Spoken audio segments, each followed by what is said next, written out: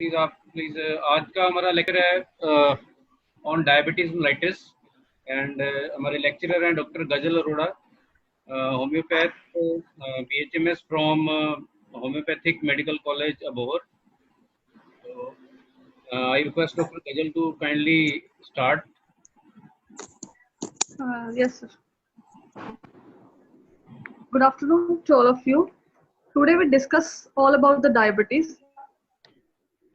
Diabetes जो basically है वो दो तरह की होती है. First diabetes mellitus and the second is diabetes insipidus. आज जो हम बात करेंगे वो होगी डायबिटीज मेलाइटस के बारे में.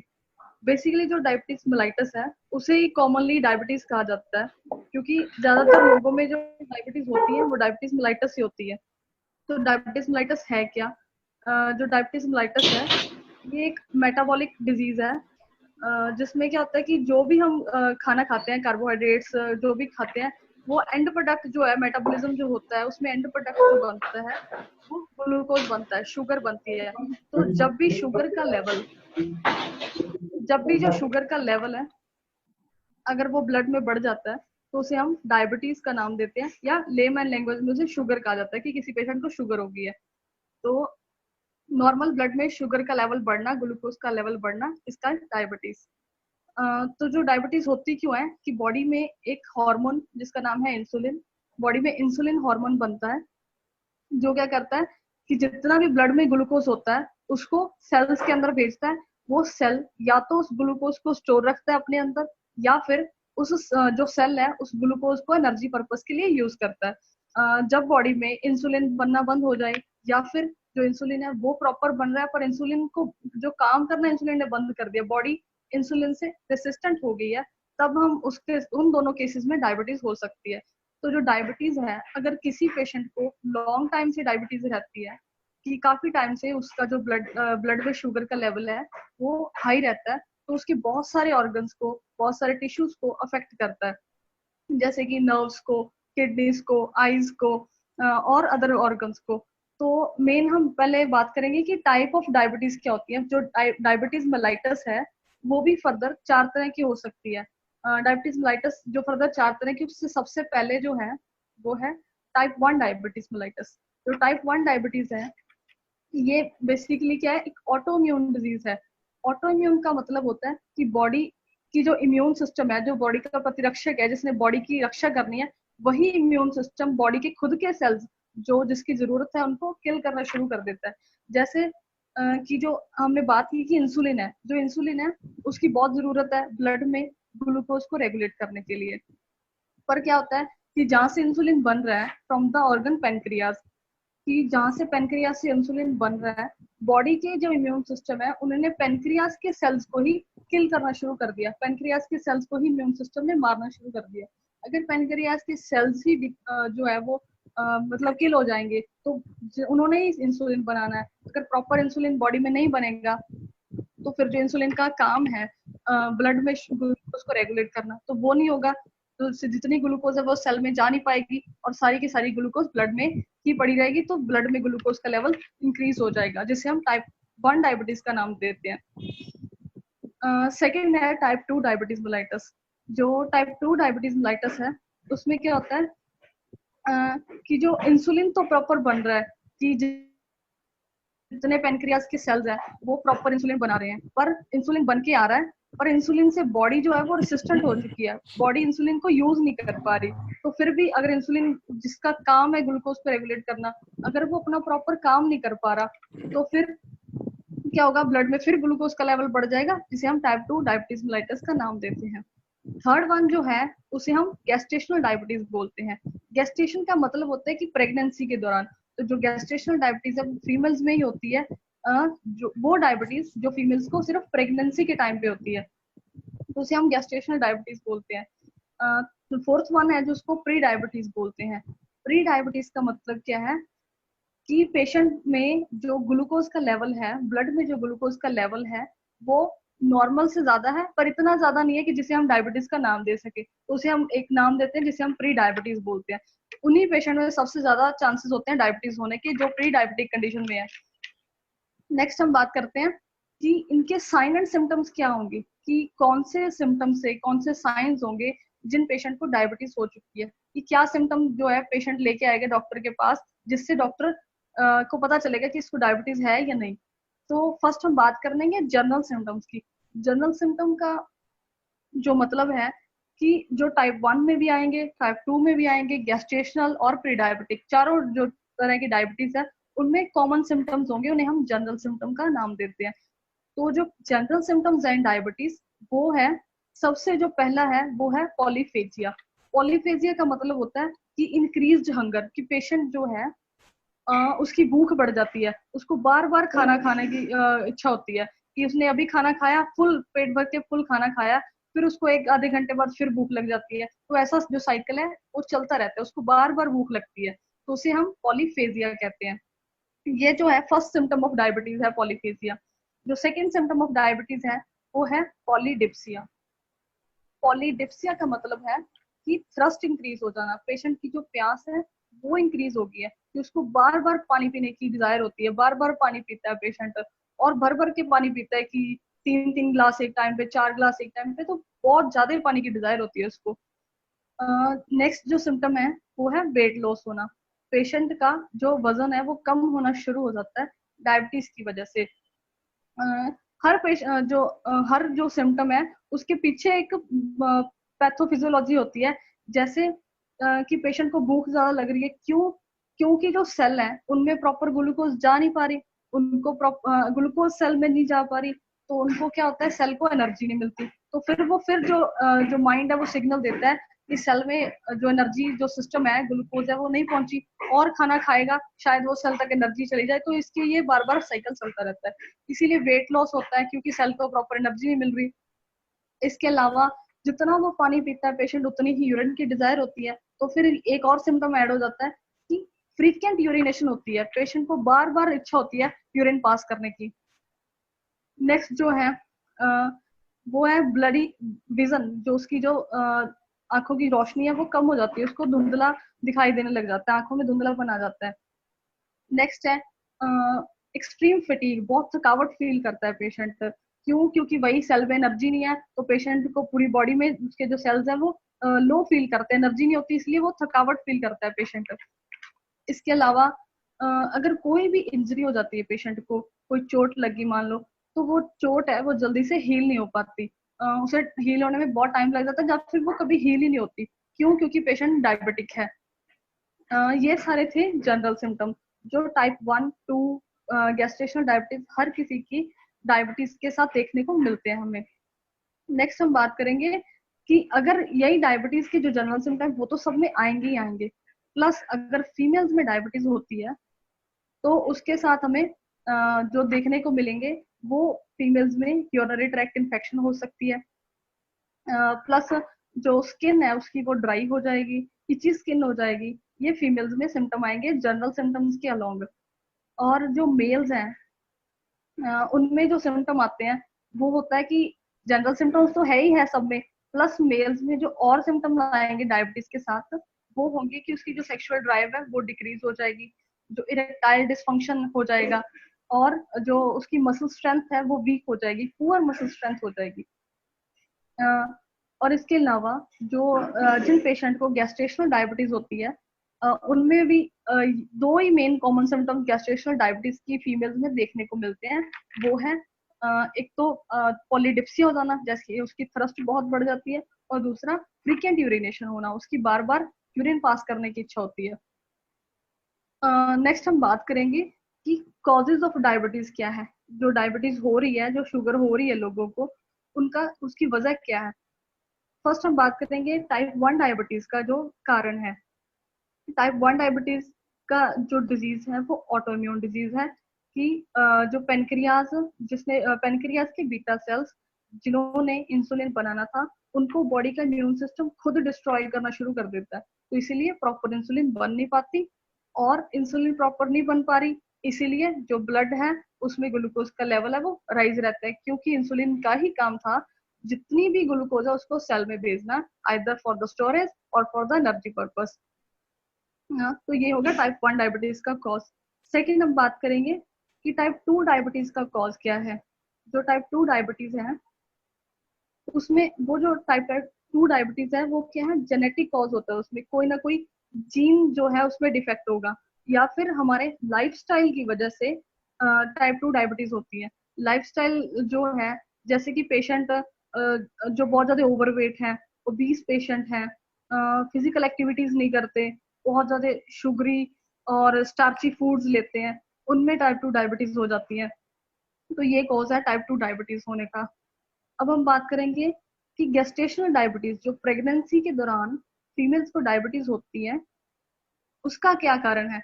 उसका कारण ये है कि एक प्लेसेंटा होता है। प्लेसेंटा एक ऑर्गन है जो मदर और बच्चे में एक अटैचमेंट रखता है, जितने भी न्यूट्रिएंट्स है, ऑक्सीजन है, ये सारा जो लेन देन होता है बच्चे और माँ में, ये उसके लिए काम करता है ऑर्गन जो है प्लेसेंटा।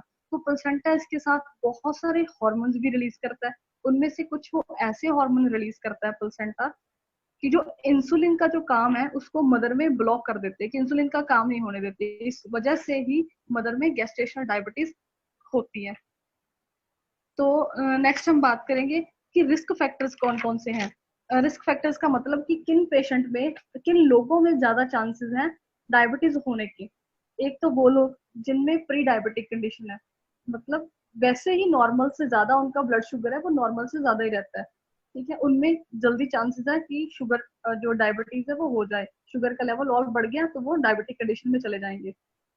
और रिस्क फैक्टर उनमें ज्यादा रिस्क होता है डायबिटीज होने का जो लोग जिनकी एज 45 से प्लस हो चुकी है, और एज 45 से प्लस हो गई है, प्लस उनका जो वेट है बहुत ज्यादा है, ओवर वेट है, ओबीस पेशेंट्स हैं, और जो बिल्कुल भी फिजिकल एक्टिविटीज नहीं करते, और जो खाना है उनकी डाइट हेल्थी डाइट नहीं लेते, जो भी शुगरी सॉल्टी स्टार्ची जितना भी फूड होता है वो सब खाते रहते हैं, तो उसके लिए उनको डायबिटीज के ज्यादा चांसेस हो जाते हैं। एक उन लोगों में डायबिटीज के चांसेस होते हैं जिनके पेरेंट्स को डायबिटीज हो, या जिनके सिबलिंग्स मतलब किसी भाई या बहन में डायबिटीज है, या उनके पेरेंट्स को डायबिटीज है, तो उनमें ज्यादा चांस होते हैं कि फर्दर एज में जाके उनको भी डायबिटीज होने के चांसेस रहते हैं ज्यादा। वो लोग जिनका ब्लड प्रेशर हाई रहता है, जिनका कोलेस्ट्रॉल लेवल हाई रहता है, और जिनका ट्राइग्लिसराइड का जो लेवल है ब्लड में हाई रहता है, तो इन केसेस में भी पेशेंट में शुगर का लेवल हाई होने के भी ज्यादा चांसेस रहते हैं। ये थे टाइप 1 और टाइप 2 डायबिटीज होने के जिनमें रिस्क फैक्टर्स हैं। ये सारे रिस्क फैक्टर्स थे जिनकी वजह से पेशेंट में फर्दर जाके टाइप 1 या टाइप 2 डायबिटीज हो सकती है। अब हम बात करेंगे कि कौन से पेशेंट है, कौन से लोग हैं जिनमें टाइप 2 गेस्टेशनल डायबिटीज हो सकती है, किन फीमेल्स में गेस्टेशनल डायबिटीज हो सकती है। वो फीमेल जिसको पास्ट प्रेगनेंसी के दौरान डायबिटीज हो गई थी, उनकी जो फर्दर प्रेगनेंसी आएगी हो सकता है कि उसको उसमें भी डायबिटीज हो जाए। वो फीमेल जिसको पीसीओएस की प्रॉब्लम है, यानी कि पॉलीसिस्टिक ओवेरियन सिंड्रोम की प्रॉब्लम है, उनमें भी प्रेगनेंसी के दौरान डायबिटीज होने के चांसेस रहते हैं। प्लस वो फीमेल्स जिनकी फैमिली हिस्ट्री हो, मान लो उसकी मदर को थी या उसकी किसी सिस्टर को थी, तो उसको भी प्रेगनेंसी के दौरान डायबिटीज होने के चांसेस रहते हैं।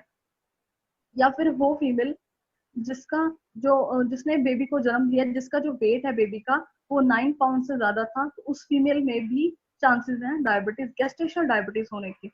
अब हम बात करेंगे कॉम्प्लिकेशंस ऑफ द डायबिटीज, कि कौन कौन सी कॉम्प्लिकेशंस आती हैं अगर किसी पेशेंट को डायबिटीज हो गई, तो उसकी वजह से उसको और क्या इफेक्ट आएंगे, उसके और ऑर्गन्स पे और टिश्यूज पे क्या इफेक्ट होंगे। तो सबसे पहले जिनको बहुत टाइम से डायबिटीज है, जिनका कंटिन्यूस मतलब जो शुगर का लेवल है ब्लड में, ग्लूकोज का लेवल है वो हाई रहता है, तो उनमें जो और दिक्कतें आती हैं और ऑर्गन्स अफेक्टेड होते हैं, वो है न्यूरोपैथी, यानी कि नर्व्स अफेक्टेड हो जाती है, नेफ्रोपैथी किडनी प्रॉब्लम आती है, रेटिनोपैथी मतलब कि जो रेटिना ऑफ द आई है वो अफेक्टेड हो जाता है, जिसकी वजह से ब्लरी विजन हो जाती है, डिम विजन हो जाती है, हार्ट अटैक, हार्ट स्ट्रोक, इनकी प्रॉब्लम के ज्यादा चांसेस होते हैं। फुट डैमेज हो जाता है, कि अगर पैर पे कोई इंजरी होगी तो वो सोर हो गया, कोई जख्म हो गया तो वो हील नहीं होता, वो आगे आगे बढ़ते ही जाता है, तो उसे हम डायबिटिक फुट का नाम देते हैं। Diabetic foot is also the complication of diabetes. Next hearing loss हो जाता है, कि पेशेंट को जो सुनने में दिक्कत आती है। इसके अलावा उसको डिप्रेशन हो सकता है, पेशेंट को डिमेंशिया हो सकता है, ये सारी है कॉम्प्लिकेशंस ऑफ द डायबिटीज। ये जो कॉम्प्लिकेशंस ऑफ द डायबिटीज है, ये टाइप 1 और टाइप 2 डायबिटीज की कॉम्प्लिकेशंस है। अब हम बात करेंगे कि गेस्टेशनल डायबिटीज की कॉम्प्लिकेशंस क्या है। गेस्टेशनल डायबिटीज जैसे मैंने बताया, ये प्रेगनेंसी के टाइम पे होती है। तो प्रेगनेंसी के टाइम पे अगर किसी फीमेल को डायबिटीज हो रही है तो वो अफेक्ट करेगी मदर को भी, प्लस उसके जो बच्चा उसने कैरी कर रही है वो चाइल्ड को भी अफेक्ट करेगी। तो हम पहले बात करेंगे कि अगर मदर डायबिटिक हो जाती है ड्यूरिंग प्रेगनेंसी तो बच्चे पे क्या क्या असर पड़ते हैं। तो जो बच्चा है उसका उसका जो ब्लड लेवल है, ब्लड में शुगर लेवल है वो कम हो जाता है। उसका प्री मेच्योर बर्थ होने के चांसेस होते हैं कि 9 मंथ से पहले ही उसकी डिलीवरी होने के चांसेस रहते हैं। उसका जो उसको जॉन्डिस होने के चांसेस है, स्टिल बर्थ के चांसेस होते रहते हैं, और जो उसका जो वेट है वो नॉर्मल से ज्यादा हो जाता है। नेक्स्ट हम बात करेंगे कि गेस्टेशनल डायबिटीज की वजह से मदर में क्या क्या कॉम्प्लिकेशंस आती हैं। तो गेस्टेशनल डायबिटीज जिन वुमेन्स को होता है उसका जो बेबी है वो ओवर वेट हो जाता है। अगर बेबी ओवर वेट हो जाता है तो मदर में जो है नॉर्मल डिलीवरी के चांसेस कम हो जाते हैं, तो फिर उसको सिजेरियन सेक्शन एडवाइस किया जाता है। और इसके अलावा फीमेल्स में ब्लड प्रेशर बढ़ जाता है, जो डायबिटीज हो जाती है, डायबिटिक हो जाती है प्रेगनेंसी के दौरान, तो उनमें ब्लड प्रेशर बढ़ जाता है। अगर प्रेगनेंसी के दौरान ब्लड प्रेशर बढ़ जाए तो उसे हम एक टर्म कह देते हैं जिसका नाम है प्री इक्लेम्सिया बोलते हैं। इसके अलावा जो है जो मदर है उसको जो नेक्स्ट वो प्रेगनेंसी अगर करती है, नेक्स्ट वो कंसीव करती है, तो उस प्रेगनेंसी के टाइम पे भी उसमें जो डायबिटीज होने के जो चांसेस है वो बढ़ जाते हैं। इसके अलावा हम बात करेंगे कि कौन कौन सी डाइट है जो हमें लेनी चाहिए, डायबिटिक पेशेंट्स को लेनी चाहिए, और कौन सी डाइट है जो डायबिटिक पेशेंट को नहीं लेनी चाहिए।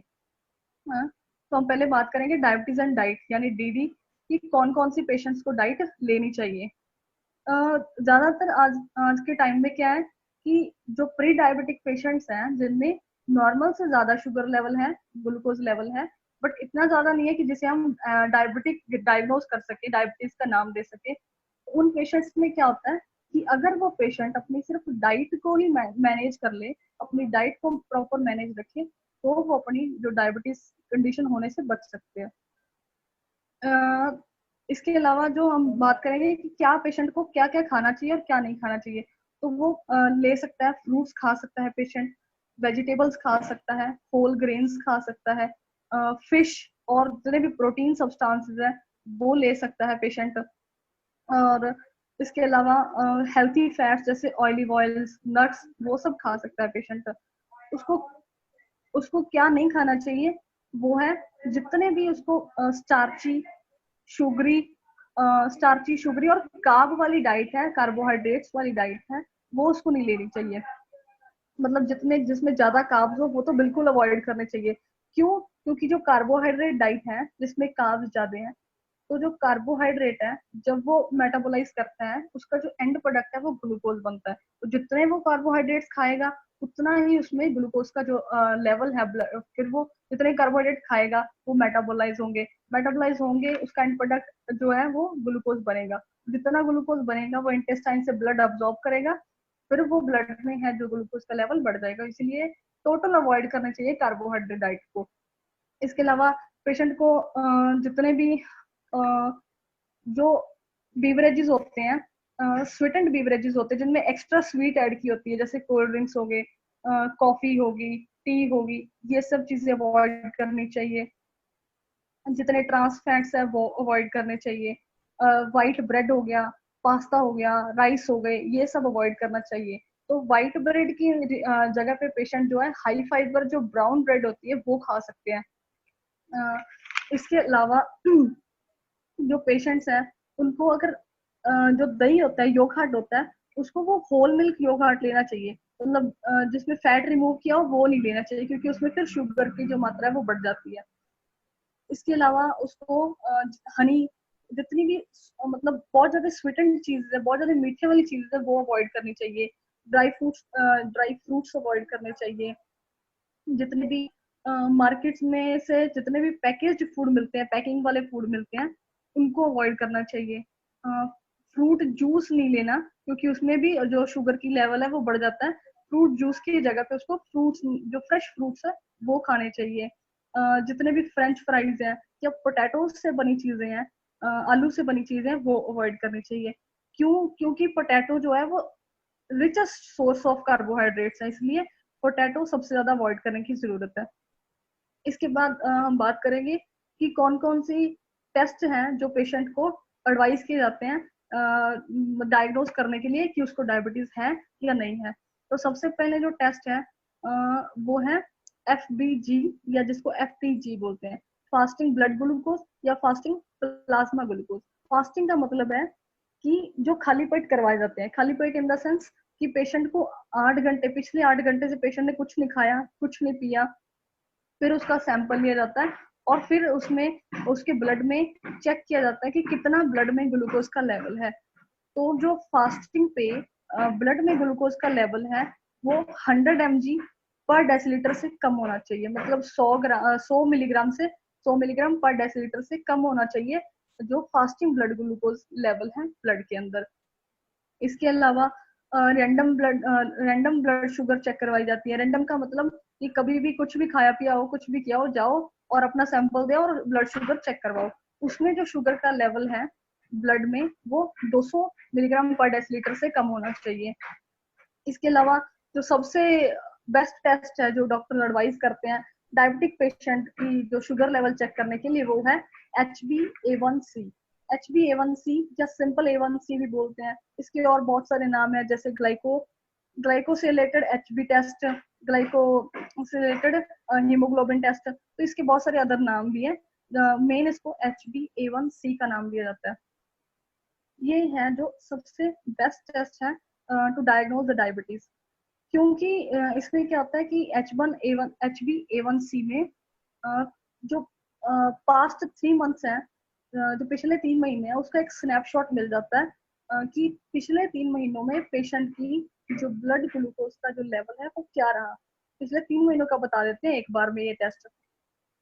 इसको परसेंटेज के हिसाब से देखा जाता है कि अगर इसकी परसेंटेज 5.7% या 5% आते हैं तो इस मतलब कि पेशेंट का जो ग्लूकोज जो लेवल है वो मतलब ठीक है, उसको डायबिटीज नहीं है। अगर 5.7 से 6.4% आती है इस टेस्ट की, तो इसका मतलब कि उसको चांसेस है, वो प्री डायबिटिक कंडीशन में है, उसको चांसेस है डायबिटीज होने के। अगर बिलो 5% आती है तो वो बिल्कुल फिट एंड फाइन है, कोई डायबिटीज नहीं है उसको। अगर 6.4 से ज्यादा आती है या 6% से ज्यादा आती है तो इसका मतलब वो डायबिटिक कंडीशन में जा रहा है। इसके अलावा जो गेस्टेशनल डायबिटीज के टाइम पे टेस्ट किए जाते हैं डायबिटीज चेक करने के लिए, वो होते हैं oral glucose tolerance test. Oral glucose tolerance test में क्या होता है कि पेशेंट को पिछले 1 घंटे कुछ नहीं खाया पिया पेशेंट ने, उसके बाद उसको एक बहुत ज्यादा स्वीटेंड एक जूस दिया जाता है या स्वीटेंड कोई लिक्विड दिया जाता है जिसमें बहुत ज्यादा शुगर हो, मीठा हो, उसको पिला दिया जाता है। उसके 1 घंटा पीने के 1 घंटा बाद जो भी जितना भी स्वीटेंड लिक्विड था उसको पीने के बाद पेशेंट के 1 घंटे बाद पेशेंट का सैंपल लिया जाता है, फिर उसको टेस्ट किया जाता है कि कितना टॉलरेट कर सकता है, कि कितनी जल्दी उसका जो ब्लड है ग्लूकोज को लेता है और सेल्स इंसुलिन है वो सेल में भेजता है। तो उसके अलावा जो है एक 3 मंथ में ग्लूकोज टॉलरेंस टेस्ट किया जाता है। तो ये सारे हैं टेस्ट जो पेशेंट को एडवाइस किए जाते हैं डायग्नोज करने के लिए डायबिटीज। इसके अलावा हम बात करेंगे कि प्रिवेंशन कैसे कर सकते हैं, कि कैसे हम बच सकते हैं डायबिटीज से। तो डायबिटीज से बचने के लिए जो मेन है वो हमें जितने भी रिस्क फैक्टर ऑफ डायबिटीज है उनको अवॉइड करना चाहिए। यानी कि अगर कोई पेशेंट ओवरवेट है, ओबीज है, तो उसको अपना वेट मैनेज करना है, वेट को नॉर्मल रखना है। अगर किसी की डाइट बहुत ज्यादा कार्बोहाइड्रेट्स ले रहा है, बहुत ज्यादा शुगरी चीजें ले रहा है, बहुत ज्यादा स्वीट चीजें ले रहा है, तो उस चीज को अवॉइड करना चाहिए। अगर किसी पेशेंट जो बिल्कुल सिटिंग वर्क करता है तो थोड़ी सी फिजिकल एक्टिविटी करनी चाहिए उसको। और ज्यादा प्रिकॉशंस उन लोगों को लेनी चाहिए जिनके पेरेंट्स को, जिनकी मदर या फादर को या किसी सिस्टर ब्रदर को डायबिटीज हो, उनको ज्यादा प्रिकॉशंस लेने की जरूरत है, ज्यादा ध्यान देने की जरूरत है। क्योंकि उनमें डायबिटीज होने की ज्यादा चांसेस होते हैं। उन लोगों को ध्यान देना चाहिए ज्यादा अपनी डाइट पे, अपनी फिजिकल हेल्थ पे, जिनमें ब्लड प्रेशर ज्यादा रहता हो, जिनमें कोलेस्ट्रॉल का लेवल ज्यादा रहता हो, और जिनमें ट्राइग्लिसराइड का लेवल ज्यादा रहता हो। तो इन पेशेंट्स को ज्यादा ध्यान देने की जरूरत होती है कि उनको डायबिटीज होने के ज्यादा चांसेस है, इसलिए उनको ज्यादा प्रिकॉशन मेजर्स लेने चाहिए और अपनी डाइट पे ध्यान देना चाहिए। अगर पेशेंट को खुद समझ नहीं आ रहा कि वो कौन सी चीज खाए और कौन सी ना खाए, तो उसको डाइटिशियन से एक डाइट प्लान लेना चाहिए और उस डाइट प्लान को स्ट्रिक्टली फॉलो करना चाहिए। तो ये था हमारा overall about the diabetes mellitus. तो इसके बाद हम बात करेंगे ट्रीटमेंट ऑफ डायबिटीज, जो हमें डॉक्टर गगन बताएंगे। सर, थैंक यू डॉक्टर गजल। दोस्तों, डॉक्टर गजल ने हमें बहुत ही बेहतर तरीके से समझाया कि डायबिटीज़ मेलाइटस किन किन लोगों में हो सकती है, कौन कौन से उनके साइन एंड सिम्टम्स रहते हैं जिसे हमें ध्यानपूर्वक देखना है, जिससे हमें पता चल सके कि ये पेशेंट डायबिटीज़ मेलाइटस से सफ़र कर रहा है। और अगर डायबिटीज़ मेलाइटस हो जाती है तो ऐसे केसेस में हमें क्या क्या डाइट मॉडिफिकेशंस करनी है जिससे पेशेंट की रिकवरी में हेल्प मिल सके, और कैसे हम उस पेशेंट को डायग्नोज कर सकते हैं, कौन कौन से टेस्ट हैं जिनसे ये कंफर्म कर सकते हैं कि पेशेंट टाइप 1 डायबिटीज़ का है या टाइप 2 डायबिटीज़ का है। तो दोस्तों, जैसे कि डॉक्टर गजल ने बताया है हमें कि डायबिटीज मेलाइटस एक्चुअल में एक लाइफस्टाइल डिजीज है, जो जिसे हम न्यूट्रिशनल डिजीज भी कह सकते हैं। कि अगर हमारा खान पान अच्छा नहीं है, हम अच्छी डाइट नहीं ले रहे हैं या अच्छे से नहीं रह रहे हैं, वर्कआउट नहीं करते हैं, फिजिकल कोई एक्टिविटी ज़्यादा नहीं करते हैं, बैठे रहते हैं, स्टार्ची फूड ज़्यादा लेते हैं, कार्बोहाइड्रेट्स ज़्यादा लेते हैं, तो उससे चांसेस होते हैं कि हमारे बीच में कि हम डायबिटिक, या फिर अगर हमारी फैमिली हिस्ट्री है डायबिटीज़ की, हेरिडिटरी हमारी फैमिली में डायबिटीज़ आ रहा है, तो बहुत चांसेस रहते हैं कि हम डायबिटिक हो जाएं। और स्पेसिफिकली अगर हम वैसे फूड्स का भी इस्तेमाल करते हैं तो फिर हमारा कॉन्स्टिट्यूशन जो है वो पहले ही डायबिटिक है, तो हमें डायबिटीज़ होना एक तरह से लाजमी हो जाता है। तो उसके प्रिकॉशन के लिए हमें क्या क्या करना चाहिए वो बहुत ही बेहतर तरीके से हमें डॉक्टर गजल ने आज डिटेल में बताया। हम उनका बहुत थैंक्स करते हैं डॉक्टर गजल का कि उन्होंने बड़े बेहतर तरीके से आज ये डायबिटीज़ के ऊपर लेक्चर दिया है। इसके अलावा उन्होंने हमें ये भी बताया है कि कौन कौन से फूड्स जो स्पेसिफिकली जो फ्री फूड्स हैं जिनका हम डायबिटिक लोग जो हैं वो भरपूर इस्तेमाल कर सकते हैं, वो कौन कौन से हैं, और कौन कौन से फूड हैं जो बिल्कुल अवॉइड करने होते हैं। तो जैसे उन्होंने बताया कि sugar, jam, starch, sweets, chocolates and glucose drinks, biscuits, ये ऐसे फूड्स हैं जो डायबिटिक पेशेंट्स को कम्प्लीटली अवॉइड करने चाहिए। और जो फ्री फूड हैं उनमें जो जैसे वेजिटेबल्स हैं, जैसे कैबेज है, कॉलीफ्लावर है, यानी गोभी, पालक है, भिंडी है, टमाटर है, बैंगन है, पम्पकिन है, और इन इनका इस्तेमाल जो डायबिटिक पेशेंट हैं वो खुले रूप में कर सकते हैं।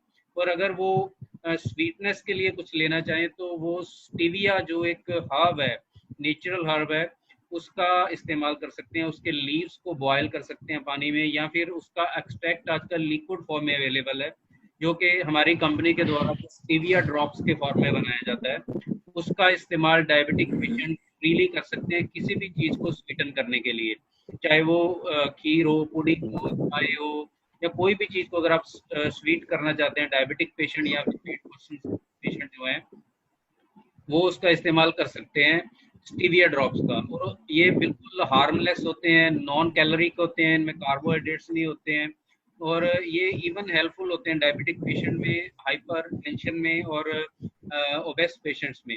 तो इसका इस्तेमाल फ्रीली स्टीविया का स्वीटन करने के लिए किया जा सकता है। तो अगर हम इसके ट्रीटमेंट की बात करें दोस्तों, तो इसमें इलेक्ट्रो होम्योपैथी में जो ट्रीटमेंट है, इसकी जो प्राइमरी रेमेडीज हैं डायबिटीज के लिए, उसमें है हमारे पास S6 और C6। S6 और C6 दोनों डायबिटीज में बहुत ही अच्छा काम करती हैं, और इसका इस्तेमाल हमें बेसिकली थर्ड एडिशन में स्टार्ट करना होता है।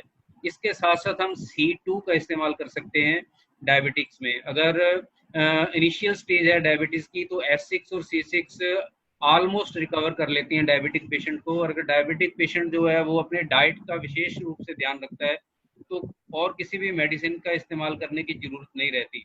जहाँ तक लोग प्राइमरी ट्रीटमेंट के रूप में एलोपैथी को फॉलो करते हैं, वो लोग को लेटर स्टेजेस में जाके मेडिसिन के साइड इफेक्ट्स का सामना करना पड़ता है, क्योंकि डायबिटिक ऐसी डिजीज है जिसे स्लो पॉइजन कहा जाता है। इसमें ये धीरे धीरे हमारे जो वाइटल ऑर्गन्स हैं, जैसे किडनीज हैं, लिवर है, हार्ट है, इस पे बहुत ही बैड इफेक्ट डालती है। और अगर हम एलोपैथिक मेडिसिन का इस्तेमाल करते हैं, जिससे हम आर्टिफिशियल वे से डायबिटिक को मैनेज कर रहे हैं, तो धीरे धीरे ये ऑर्गन बहुत वीक हो जाते हैं और डैमेज कंडीशन में पहुंच जाते हैं। तो अगर हम हर्बल ट्रीटमेंट लेते हैं, कोई भी हर्बल पैथी से इलाज करते हैं, तो हमारे ऑर्गन जो हैं वो सेफ रहते हैं और साउंड रहते हैं, जिससे हमारा डायबिटीज भी कंट्रोल में रहता है। तो इसमें हमें अगर डायबिटीज है तो साथ में S6 और C6 के S1 का इस्तेमाल करना है बिफोर फूड, और S10 का इस्तेमाल करना है आफ्टर फूड। S1 और S10 ऐसे रेमेडीज हैं जिसे हम ऑलमोस्ट हर डिजीज में बिफोर फूड और आफ्टर फूड इस्तेमाल करें तो हमें बहुत हेल्प मिलती है, क्योंकि S1 जो है ये प्रीवियस किसी भी तरह की अगर मेडिसिन हमने इस्तेमाल की है उसके बैड इफेक्ट्स को भी बॉडी में से खत्म करता है, डिटॉक्सीफाई भी करता है बॉडी को। और इसी तरह से S10 जो है ये हमारे गट सिस्टम के लिए बहुत अच्छा है, डाइजेशन के लिए बहुत अच्छा है, और अगर हमारा डाइजेशन सही रहेगा तो मोस्ट ऑफ द डिजीजेज जो हैं वो हमारे बॉडी में नहीं टिक सकती। तो इस वजह से हम रिकमेंड करते हैं इलेक्ट्रो ट्रीटमेंट में कि S1 और S10 का इस्तेमाल आप जरूर करें, S1 बिफोर फूड और S10 आफ्टर फूड। इसके साथ साथ हम C17 का इस्तेमाल डायबिटीज में कर सकते हैं। अगर क्रोनिक पेशेंट्स हैं या ज़्यादा बिगड़ी हुई कंडीशन है तो उसमें C17 के थर्ड एडिशन का इस्तेमाल किया जाना चाहिए। बहुत क्रोनिक पेशेंट्स हों तो उसमें हमें हायर डिल्यूशन का इस्तेमाल भी कर सकते हैं। स्टार्टिंग में हायर डिल्यूशन यूज़ कीजिए, धीरे धीरे जैसे जैसे रिकवरी सेट्स इन होती है तो डिल्यूशन को स्ट्रॉन्गर करते जाइए।